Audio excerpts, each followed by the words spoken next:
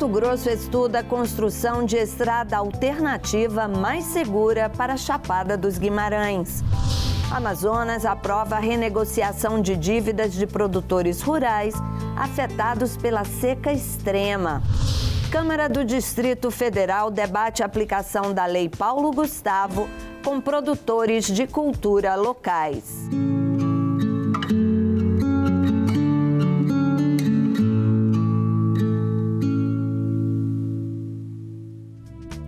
Oi, pessoal, eu sou Andréa Alves e este é o Parlamento Brasil, um programa que desde 2006 é feito em parceria com as TVs legislativas de todo o país.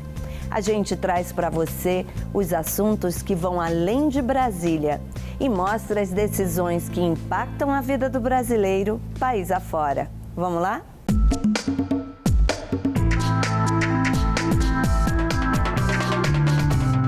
Você conhece a Chapada dos Guimarães, né?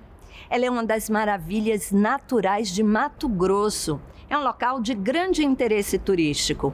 A questão é que a rodovia que vai de Cuiabá até o parque é considerada longa e perigosa. Para resolver o problema, a Assembleia Legislativa do Estado aprovou uma emenda do deputado Nininho para construir uma via alternativa, que pode reduzir o tempo de viagem pela metade e aumentar a segurança. Admirar as águas que embelezam o véu de noiva é também apreciar o rio Cochipozinho. Ele e outros que pulsam no Parque Nacional de Chapada dos Guimarães encontram o caminho paredões abaixo.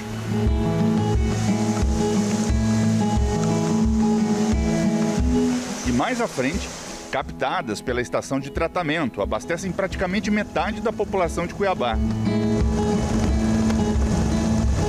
É um frágil e complexo sistema hídrico cortado pela MT-251, a estrada que liga Cuiabá à Chapada dos Guimarães. E isso, por si só, já oferece algum tipo de risco. Um acidente hipotético de um veículo carregado com combustíveis ou outro material contaminante, se ele tomba numa ponte, no rio Cochipó ou no rio Claro, muito provavelmente grande parte desse manancial vai estar contaminado e pode afetar, inclusive, o abastecimento humano em Cuiabá, porque o destino certo dessa água é a estação de tratamento de águas do Tijucal. E não são poucos os acidentes na 251. No ano passado foram 71, 70 só este ano. 13 mortes desde 2022. A rodovia é apertada, cheia de curvas, acidentada. Desafiadora quando exige algum tipo de resgate. Nenhum ponto ali da BR é um ponto feito para pouso, né? Então, para a gente, realmente é bastante complexo para determinar, escolher um melhor local para poder pousar, para fazer esse resgate. Os 63 quilômetros de distância entre Cuiabá e Chapada cobram outro preço, tempo e dinheiro. Por conta das limitações da rodovia, o tráfego fica amarrado entre os veículos leves e pesados. Muitas reclamações das pessoas, por que ainda passa caminhão por aqui? Não era para passar caminhão, aqui é uma estrada para a gente fazer turismo, para a gente passear, tá tranquilo. Por que a gente fica nesses trens atrás de caminhões, atrás de ônibus, né? E a preocupação não é apenas sobre rodas. O inimigo também pode vir do céu. Aquele bloco está totalmente solto. Ele vai cair a qualquer momento. É iminente a queda desse bloco. Ele vai cair na estrada. Prudência é doutor no assunto. Não é a primeira vez que ele alerta sobre as ameaças de desabamento na região do Portão do Inferno. O geólogo não está sozinho. Um relatório feito pela Metamate, órgão do governo do estado, sugere a relocação da rodovia. Ou seja, ela tem que sair dali. Todo ano, no mês de janeiro, que é o mês que ocorrem as maiores chuvas, a estrada fica interditada devido à queda de blocos. Eu acredito que é necessário a construção de uma outra estrada, de uma outra alternativa. E essa alternativa existe. É a MT-030. Foi idealizada pelo atual vice-governador Otaviano Pivetta, que à época era deputado estadual. A rodovia é muito mais curta e praticamente uma reta entre Cuiabá e Chapada. A intenção com a MT-030 é democratizar o acesso da população urbana de Cuiabá, a região do Dr. Fábio, Pedra 90, é uma região muito populosa, que pode, aos finais de semana, se deslocar para a Chapada com ciclovia, de maneira bem mais fácil do que é hoje, né? O deputado Nininho também está convencido da importância desse empreendimento. No traçado proposto pelo parlamentar, a viagem até Chapada tem pouco mais de 30 quilômetros. Olhando o comparativo entre a estrada Parque 251 e a 030, fica muito clara a diferença. Essa rodovia vai fazer com que a Chapada dos Guimarães, que hoje já é um atrativo, um dos maiores atrativos turísticos nosso, venha desenvolver ainda mais. Com essa rodovia, eu não tenho dúvida, já tem lá grandes investidores na área imobiliária, estão se formando lá grandes condomínios e com isso vai surgir os grandes investimentos para nós transformar a Chapada num Gramado, numa Canelas, num Campo de Jordão. Para o empresariado, expectativas. Somos pequenos produtores. Aqui nós temos da mandioca, uma banana, a criação, né, galinhas, porcos, tudo isso. Vindo para cá, nós vamos ter uma maior facilidade para oferecer esses produtos nossos, que são produzidos aqui na nossa região. Eu já arrebentei 2 caminhonetes aqui. Caí sinaleiro, caí tudo. Quando veio, tá tudo perdeu os galão de comida que eu trazia para os bichos, perder tudo. Então não tem condições. E esse asfalto, se passar aqui, ligar a Chapada, isso aqui vai ser maravilhoso para todo mundo. É que todo mundo espera aqui. Já ocorreram alguns avanços nesse projeto. O deputado Nininho conseguiu incluir na LDO, Lei de Diretrizes Orçamentárias, recursos para a construção do empreendimento. Na chegada à Chapada, por conta da moaria, será o ponto mais desafiador.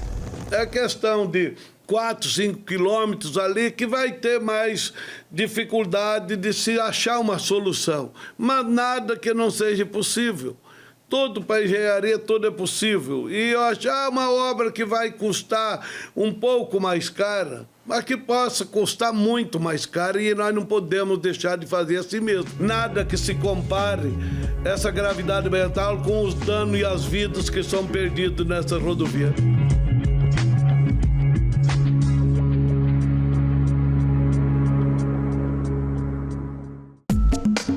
Amazonas aprova a renegociação de dívidas dos produtores rurais que foram afetados pela seca extrema. Veja o que foi notícia nas casas legislativas do país. A estiagem recorde de 2023 do Amazonas tem afetado a produção rural e o escoamento de produtos de vários municípios do estado. Segundo especialistas, o impacto do fenômeno, que ultrapassou as fronteiras do Amazonas, pode prejudicar a safra de 2024 do país. Aqui, itens como a banana e a farinha podem faltar no mercado local. O problema é que muitos produtores rurais realizaram empréstimos na Agência de Fomento do Estado do Amazonas, a AFEAM, para investirem na produção agrícola e pecuária, mas não contaram com essa estiagem recorde. Para minimizar os impactos desta seca severa, a Assembleia Legislativa aprovou a mensagem governamental que concede o perdão e a renegociação de dívidas de créditos realizados pelo pequeno produtor rural na AFEAM. Eu apresentei, senhor presidente, no dia 21 de setembro, um requerimento ao governo do estado para que propusesse essa remissão, essa anistia das dívidas dos produtores rurais. E hoje a gente vê esse projeto, no dia 17 de outubro, sendo colocado em votação, e eu tenho certeza que todos os colegas irão aprovar, porque isso irá fortalecer, irá beneficiar todos esses produtores que sofrem com essa grave estiagem. Os setores da indústria, comércio e serviços, com empréstimos vigentes, também afetados pela estiagem, poderão ter as dívidas renegociadas com a repactuação dos prazos de pagamento das parcelas. O sonho movimenta, dá impulso para a realização dos sonhos, e o Hadria tem muitos. Uma das profissões que eu quero seguir uma das principais são cirurgião, policial federal ou civil ou advogado, porque envolve muita lei e eu gosto muito de me envolver nesses direitos. O meu sonho é descobrir novas fórmulas, novas teorias, para ter meu nome marcado na história. Motivar essa criançada a alcançar tudo isso foi a missão que a Magda assumiu ao decidir ensinar educação financeira para esses estudantes. Especialista na área, ela procura tornar o assunto simples e prático para os seus alunos. A educação financeira, você tem que ter um planejamento e tem que ter uma meta, né? Então, qual é a sua meta para o futuro? É uma viagem, é um equipamento eletrônico. Então, tudo é possível, não é só porque eles são adolescentes, né, ou pré-adolescentes, aí eles têm algum dinheiro que recebem, né, de aniversário ou de mesada, então eles podem estar poupando ou rentabilizando esse dinheiro, né, empreender para aumentar esse valor e conseguir adquirir aqueles que eles querem, né, que eles desejam. Essa é a primeira vez que o estado de Roraima participa da Olimpíada Brasileira de Educação Financeira e está sendo representada pelo Colégio Militarizado Pedro Elias. No total, 104 alunos foram inscritos. Priorizar isso, a educação financeira, o conhecimento de suas finanças, né, a contabilidade, isso tudo, dentro do espaço escolar, é mostrar para eles que o que eles estão aprendendo dentro da escola tem funcionalidade fora da escola também. Isso não serviu só para os alunos, mas o interesse também dos pais, dos servidores, em observar, né, que essa realidade ela está mais perto do que nunca. Uma das alunas que está participando do processo é a Maria. O assunto no início pareceu difícil, mas com as aulas dentro de sala e no preparatório para a prova, ela pôde compreender melhor como utilizar a educação financeira no dia a dia. Eu queria participar por causa que eu não sabia o que era a educação financeira. E eu queria aprender sobre isso. Então, essa foi uma das motivações para eu começar a participar. Aí nós aprendemos sobre como economizar, aprendemos sobre juros. Seja qual for a colocação que os estudantes do Colégio Pedro Elias alcançarem, se tornar um jovem consciente já é uma grande vitória. A Ana Gabriela, por exemplo, diz que continuará estudando sobre o tema para conquistar sua independência. Para conseguir alcançar minha dependência financeira mais rápido e para saber um pouco, para poder não cair nos golpes, porque hoje em dia tem muito golpe pela internet sobre dinheiro e essas coisas. Aproximadamente 79 mil alunos estão matriculados na rede estadual de ensino em Roraima. E todos são beneficiados com a lei que criou o Programa Estadual de Educação Financeira Escolar, aprovado em 2021 na Assembleia Legislativa. Segundo a autora da proposta, a deputada Catarina Guerra, investir na educação é a forma de preparar homens e mulheres mais responsáveis e reduzir os índices de pobreza no estado. Quanto mais cedo a gente levasse essa informação sobre cuidados financeiros, sobre informações relacionadas a finanças, a gente ajudaria a tornar um adulto financeiramente mais saudável. Então é uma ação, uma consequência que hoje a gente contribui, mas que a gente vai colher frutos no amanhã.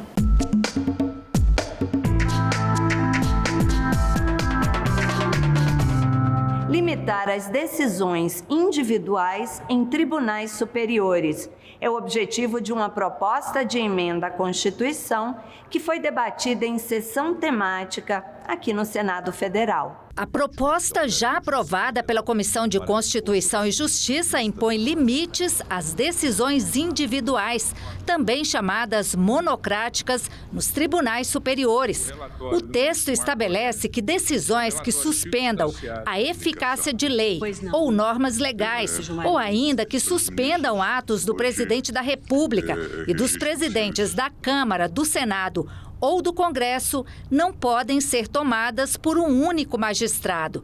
O autor da proposta, senador Oriovisto Guimarães, citou exemplos de decisões monocráticas tomadas no Supremo, com repercussões na sociedade. Estendeu o auxílio moradia para todos os juízes federais. A ação ordinária 1946, liminar ministro Luiz Fux, ainda não foi julgada. E por que não foi julgada? Porque se for julgada no mérito, talvez todos os magistrados do Brasil tenham que devolver o auxílio que recebeu durante a vigência da decisão monocrática. A PEC também estabelece que pedidos de vista, prazo pedido por algum ministro para estudar um determinado processo, devem ser concedidos coletivamente e por um prazo máximo de 6 meses. Nós fizemos um estudo detalhado. A aplicação da emenda regimental 5822 a um processo dá um prazo de um total máximo de adiamento de até 900 dias,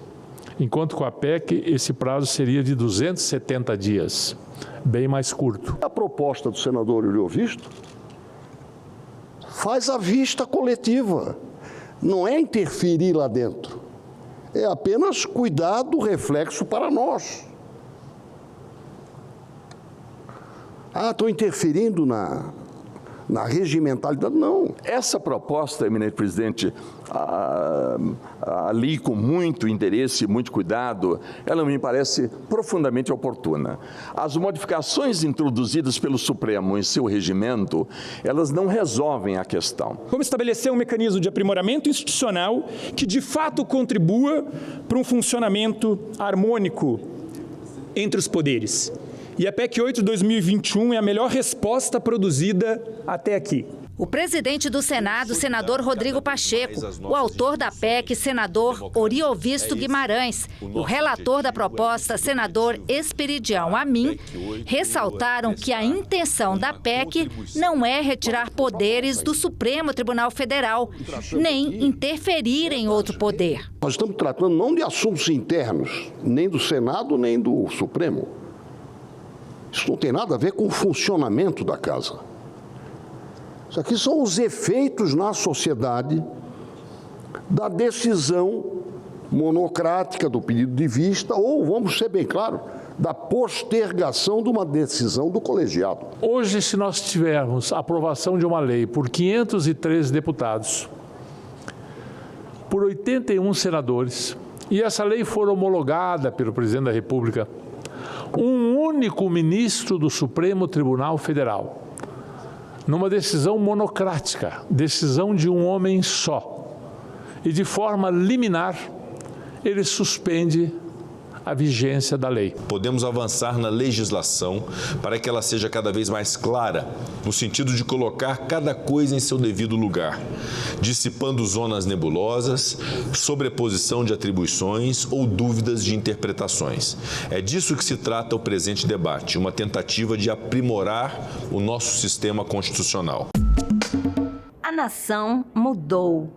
Foi assim que Ulisses Guimarães começou o discurso que ele fez no dia da promulgação da Constituição, 5 de outubro de 1988, há 35 anos. Você vai ver agora trechos desse discurso histórico. Esse vídeo foi exibido durante uma sessão solene que celebrou a data aqui na Câmara dos Deputados. Senhoras e senhores constituintes, hoje, 5 de outubro de 1988, no que tange à Constituição, a nação mudou. A Constituição mudou na sua elaboração, mudou na definição dos poderes, mudou restaurando a federação, mudou quando quer mudar o homem cidadão. E é só cidadão quem ganha justo e suficiente salário, lê e escreve, mora, tem hospital e remédio, lazer quando descansa. Chegamos, esperamos a Constituição como vigia espera a aurora. A nação nos mandou executar um serviço. Nós o fizemos com amor, aplicação e sem medo. A Constituição certamente não é perfeita. Ela própria o confessa ao admitir a reforma. Quanto a ela, discordar, sim. Divergir, sim.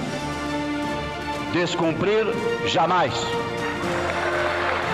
Afrontá-la, nunca. Traidor da Constituição é traidor da pátria. Conhecemos o caminho maldito. rasgar a Constituição, trancar as portas do Parlamento, garrotear a liberdade, mandar os patriotas para a cadeia, o exílio e o cemitério. Temos ódio à ditadura, ódio e nojo. Não é a Constituição perfeita, mas será útil, pioneira, desbravadora, será luz, ainda que de lamparina, na noite dos desgraçados. A nação quer mudar, a nação deve mudar, a nação vai mudar. Que a promulgação seja nosso grito, mudar para vencer. Muda, Brasil!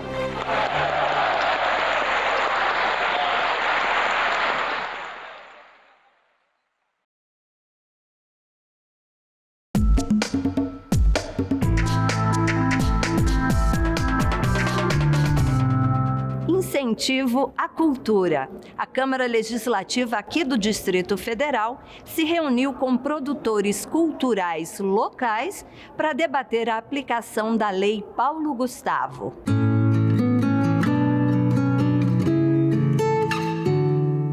Um setor que emprega pelo menos 90 mil trabalhadores direta e indiretamente, que gera renda e aquece a economia. Apenas em 2022 foram mais de 9 bilhões de reais movimentados pela economia criativa do DF, de acordo com uma pesquisa realizada por alunos da Universidade Católica de Brasília.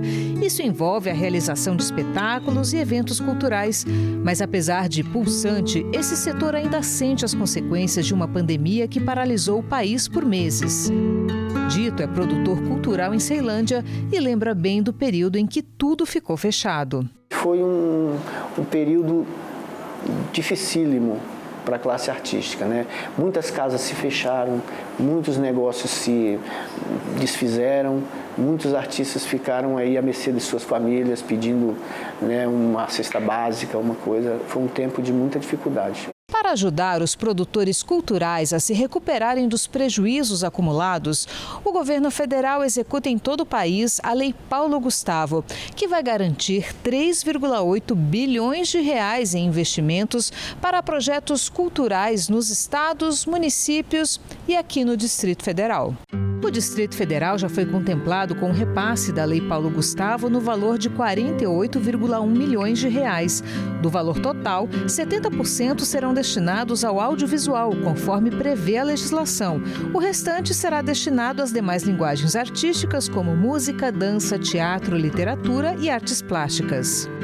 O governo do Distrito Federal lançou um chamamento público para organizações da sociedade civil interessadas em ajudar na operacionalização da lei no DF.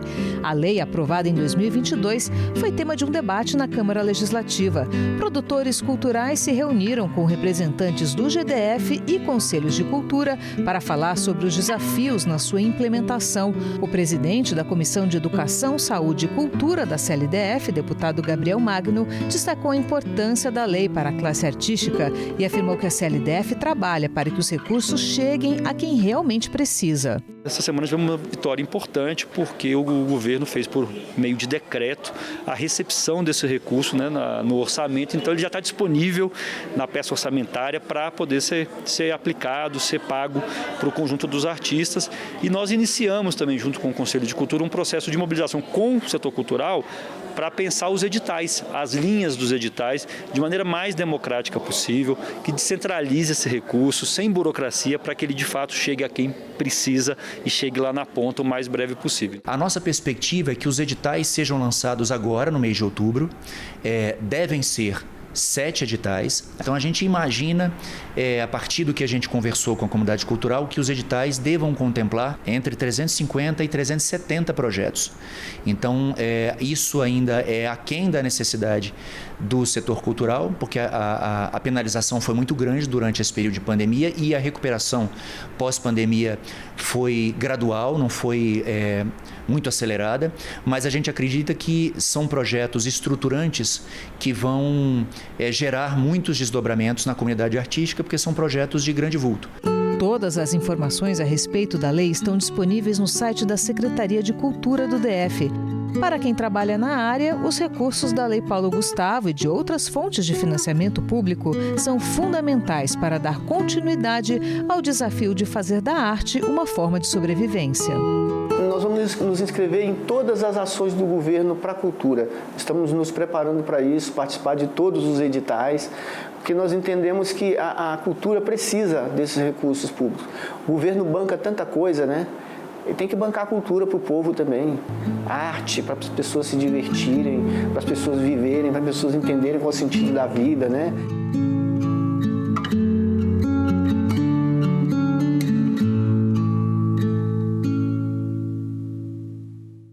É sempre bom lembrar a importância que a arte teve durante a pandemia, não é mesmo? A vida teria sido muito mais difícil sem a música, os filmes, os livros. Nada mais justo do que incentivar os nossos artistas. E o Parlamento Brasil vai ficando por aqui. Mas antes, a gente vai deixar vocês com um quadro novo. A partir de agora, a gente vai dar espaço a alguns dos mais de 3.000 visitantes de todos os lugares do Brasil e do mundo que vêm ao Congresso Nacional todas as semanas.